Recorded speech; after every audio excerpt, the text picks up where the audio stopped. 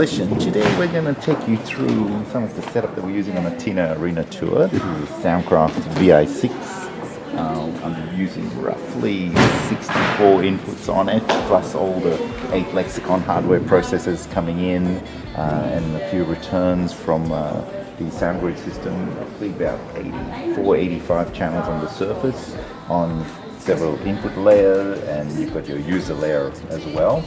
And then we're on the MADI, at the back, the optical MADI on the DSP, we're running through an MGO into a Waves Soundcraft Extreme server.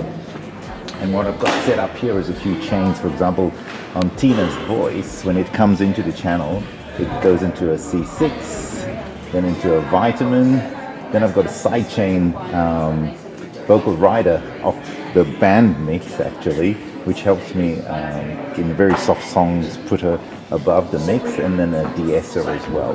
That goes back into the console, and then I've got a spread of the vocals with a doubler, another Vitamin, an S1 imager, and a de-esser again as well on it, just to keep things nice and smooth. We've got the backing vocals running through a C6 and Vitamin group. I've got a group for drums using F6 and C4. I've got the kick in SSL in certain songs and F6.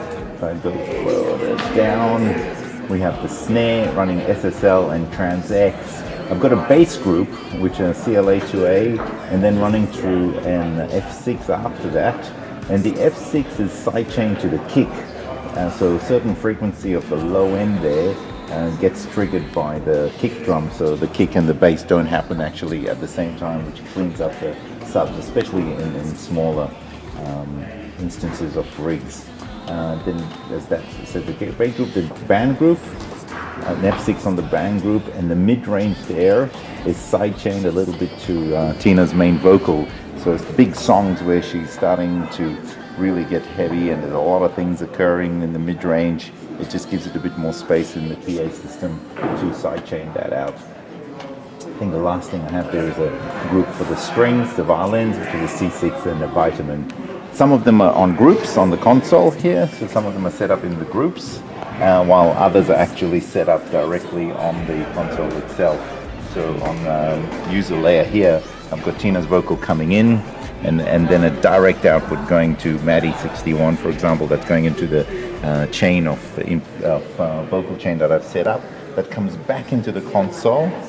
So it's not actually inserted, it goes in and out to a channel, and then that gets output back into the console through stereo, which is the stereo spread. We've got some reverbs and delays set up, and probably hear them during sound check. Talk to you soon.